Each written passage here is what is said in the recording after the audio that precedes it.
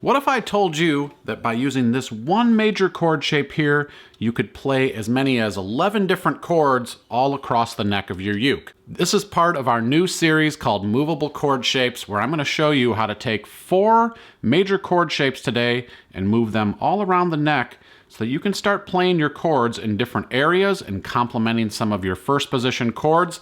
This is really fun and cool, and it's really going to open up your playing. So get tuned up and let's get started. Before we jump into it, do me a little favor and make sure you click that subscribe button and that alert bell so you know when the next video is coming your way. I thank you so much for supporting our YouTube channel here. So today we're going to take a look at moving some chord shapes around. And before we do that, I want to make mention of another video we just did which talks about how to learn the notes of the neck. So I left a link in the description to this video for you to check that out. That will really help you get a better understanding of what's happening here as we start moving around some of these chords. So first things first, we're going to take a look at the A major chord shape. So the A major chord shape is played by taking our middle finger, placing it on the G string 2nd fret, our index on the C string on the 1st fret. So that should sound like this. Well, so I'm thinking to myself, it's an A chord, but how would I make this into, let's say, a B flat chord? So when we talked about notes, we know that if we move a note, say we move our A note here from the bottom string, we have A when we play just the open string down here. Well, when we play the 1st fret, that note raises in pitch and becomes B flat. So the same rules apply to chords. If I were to take this A chord and move it 1 fret towards the body here, it should become a B flat as well. So let's try that and see what happens here. So if I move my A chord 1 fret over, ooh, it gets a little bit dissonant. So the first part of the procedure here that's super important is when we move our fingers up 1 fret, we have to also account for the open strings. So in order to do that, that's where we start using bar chords. So this is all going to be about showing you how to take bar chords and how that will actually change the chord name. So we have A, we move over 1 fret, so now we're on the 3rd and the 2nd fret with our position. What I also want to mention here that I forgot is super important is you want to swap your fingers out. So instead of playing A with your middle and index finger, you're going to play with your ring and middle finger here. And the reason I'm doing that is because I want to leave my index finger available here to make the bar chord. So I slide over here to the 3rd and 2nd fret, and then I'm just going to take my index finger and bar that entire 1st fret. So you can see this shape looks like my A shape, but I've just barred this. So now that I've moved the note and I've moved the chord, this chord that was A is now B flat. And the reason it's B flat is because I changed the root note. So the root note I want you to think about is kind of like the root of a tree. It's the foundation of the chord. The A major chord needs to have an A note in it. So it does. When you play A, we have this open A string on the bottom, which is the reason it's an A chord at its root. But when we move here to the 1st fret, we have changed that A note because we're now barring this 1st fret. That A note changed to a B flat note, which in essence changed the chord from A to B flat. So as we change the chord, we are changing the root note, which in essence, again, changes the chord name. So we're here on B flat. Well, that's not as far as we can go. We have a lot of real estate here to work with. So if we took this chord shape and moved it again over, now we're going to move the bar to the 2nd fret like this. We took that B flat note and we moved it over 1 fret, and now that note becomes B. So now we have a B major chord. And then we move to the 3rd fret with this, and we have, wait for it, a C chord. And why? Because there's no sharp or flat between B and C. And if you remember from the note video, there's a spot between E and F, where there's no black keys on the piano, and between B and C, where there's no black key. So you have your two natural notes right next to each other. So we're here again on the 3rd fret. We have a C chord. We move again to the 4th. Now we have C sharp. We move to the 5th. What's this one going to be called? Yep, it's a D chord. So we have a D chord here. And if barring the full fret is something that you're not super comfortable with, you can only bar, or you have the option of barring just the bottom 2 strings if you'd like as well. So I'll just keep barring the full fret just for visual purposes here. So I move up to the 6th, now I'm playing D sharp. I move up to the 7th and I'm playing E. It's a pretty high E chord. Next one up is the F. Move one more, I'm at F sharp. Starting to run out of real estate here. Then I have G, and it's really getting high pitch, G sharp. And then I end on A, which is really tough to play here up high, but I'll try it anyway. I'm always up for a challenge. So with that A shape, we were able to play all of the chords in as far as major chords go. So we can go all the way from A to A. Just like I showed you in the Learning the Notes video, you actually can check your work here by seeing as you go all through the 12th frets, if you land back here on A again when you pass the 12th fret, you know that you're naming the chords correctly. So this is an exercise that's going to be kind of more of a mental thing for you. So something I would suggest you try to do to kind of start learning this is actually, you know, just sit here and go through chord by chord and say the chord name as you go. A little hint here, if you keep your tuner on your neck, you can actually see those chord names change. So if you're unsure, you know, might be a good idea just to kind of keep that on the first couple times just to double check. And then maybe take the tuner off and test yourself as you go and see if you can name these chords. Just like I mentioned with the notes, you can use your visual markers here, which are the dots on your fretboard. So a couple of key spots that I always look for here when I'm playing major chords are the 5th fret. I know when my ring finger is on the 5th fret that is my C note. So I know that when I'm playing this right here, I'm playing a C chord. The other reason I know I'm playing a C chord here is because of where my index finger sits on the A string down here, again on a C note. So this is kind of where it all starts coming together. We start learning our notes, which starts telling us a little bit more about where our chords are played. So this is really going to start kind of making sense as to some of the why when you put your hands in these little chord shapes here as to why they are called the chords that they are. So that's the first shape that we're going to use. So we have the A shape. The second shape that I want to show you is the C shape. So the C shape we're all pretty familiar with. It's just our ring finger here on the 3rd fret on the A string, and it sounds like this. So we have 2 frets of open space here between our finger and the nut. So we're going to take this C chord and we're going to pull the ring finger off and replace it with our pinky. And the reason we're doing that is because we're going to need 2 spaces to use here to move this chord when we put the bar down with our index finger. So I'm going to take this C shape, which is on the 3rd fret, and I'm going to move my pinky to the 4th fret. So we have C. I want to make this into a C sharp chord. Well, if I just move my pinky, you're going to hear a very dissonant sound. Wait for it. Ooh, that's spooky. So we can't play it like that. We have to compensate for the fact that we moved 1 fret, so we have to move our index finger on here and bar the 1st fret. So when we change our position here, we're barring the 1st fret, our pinky's on the 4th fret of the A string. Now we're playing a C sharp chord. Okay, pretty cool. So we have C, C sharp.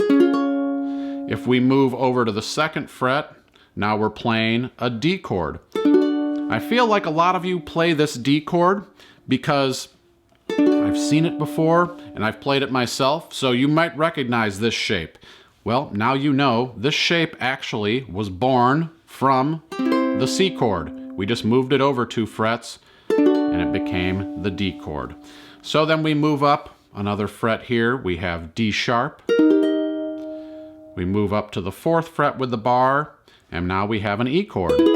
So maybe you've come across an E chord in a song, and you're kind of dreading the shape that you see on your chord chart, and this is another option for you, which I think is pretty useful here. And I'm going to go one more fret to the 5th to show you that you can also play your F chord here. So what I'll show you, it sounds a little different than your standard F chord, which is played here in 1st position. Now you have a little higher version of that chord. So maybe you start mixing in some of these little bar shapes, you know, kind of substitute them for your normal 1st position shapes here. So these bar chord shapes, I know bar chords can be scary for some of you, but the more you practice them, the more comfortable they'll get, and the more you start actually applying them and incorporating them into your practice, the more useful they're going to be and the more comfortable you're going to be with them. So that was the C shape, and now I'm going to show you the D shape. So typically we play our D major chord here with our middle, ring, and pinky finger on the 2nd fret on the G, C, and E string. So it sounds like this. Well, if I want to move this shape up again, I'll move it to the 3rd fret. Well, if I do that, my index finger is already free, which is cool. So if I try to play this, which would be an E flat chord here on the 3rd fret without barring, it's going to sound pretty dissonant. Not too bad, but it'll sound better if I add my index finger here to the 1st fret on the A string. So now I have a nice sounding E flat chord. So if I move here, so I went from D on the 2nd fret to E flat here, and then again we have an E chord here if I get to the 4th fret. If I move to the 5th, I have another F chord, and so forth. F sharp, G, G sharp, here's another A chord. So as you kind of navigate around here, you're going to see that you have a bunch of chords kind of around the same area when you're playing bar chords. So kind of experiment around with this again. Try some of these different shapes. Maybe one shape is more comfortable to you than the others, and you can kind of start there and kind of work towards some of the other shapes. So the last shape that I want to show you today is the F shape. So most of us have played our F chord here on the first 2 frets. We have our middle finger on the G string, 2nd fret, index on the 1st fret on the E string. It sounds like this. Well, let's say that we want to play an F sharp chord. We're playing some Beach Boys song and they have some cool jazzy chords in there for us, and we look at our chord chart and we don't really recognize, or maybe we just don't know how to play one of these chords. Well, this is going to kind of reveal how to play some of these weird oddball sharp and flat chords that you might encounter in a song. So we have our F chord here. Well, how would we make this into an F sharp chord using the same procedure? Okay, I'll tell you. So we're going to take this shape here. Our index finger's already free, so we're in good shape there. We take this, we move it over 1 fret to the 3rd fret. Oh, and again we get that dissonant sound that we don't want, so that tells us we need to put our bar down. So we add our index finger to the 1st fret. We keep our fingers in that F-shaped position. I also want to mention, when I'm playing this F shape, I'm using my ring finger and middle finger here to play this, and my index as the bar. So now, to play F sharp, ooh, that's pretty cool. We have an F sharp. If we move to the 2nd fret, what chord would that be? Yep, it's a G chord. So we have a G chord here and a different way of playing it. So you've probably played your G chord like this. If you'll notice, we have 3 of the same notes when we make this into the bar form of this. We're just shifting. So we ultimately kind of have the same thing here, and we're adding our ring finger to the top. This is a pretty cool shape. So now, if we move up another fret here, we have G sharp. We have another A chord on the 4th. We have another B flat chord here on the 5th. So with all of these different shapes here, the cool thing is that you can start taking the 1st position chords and moving away from them. You don't always have to play C and F and G down in first position. If you want to start kind of expanding your chord library and knowledge, you start applying some of these other shapes. When you see people playing up higher here on the fretboard, the reason they're able to do that is because they know how to go to their different shapes. So my suggestion for you is to take a little time here, work on maybe one chord shape a week. Don't try to take and consume all of this at once. Maybe just write down these couple of chord shapes and spend some time just with your first shape here. Maybe take your A shape and just really get comfortable with learning what chord you're playing when you're in different positions. So if you're on the 5th fret, be able to name that chord. Jump around a little bit. And also, again, I can't stress this enough, really learn your notes. If you learn the notes on the strings, it's going to make learning how to play these chords that much easier for you. All right, so let's take these 4 shapes now from the major family and put them together using these different shapes that we went through today. So the first one, we're going to take here and we're going to play our F chord by using our D shape. So this will be the first chord of the sequence. And then we're going to go to a C chord using our A shape. So we have this shape here to play our C chord now. And then using our F shape, we're going to move down to the 2nd fret here and play a G chord. And then to finish off the sequence, I'm just going to pull these 2 fingers off and put my pinky down. I'm still barring the 2nd fret, and we're going to use our C shape to play a D chord.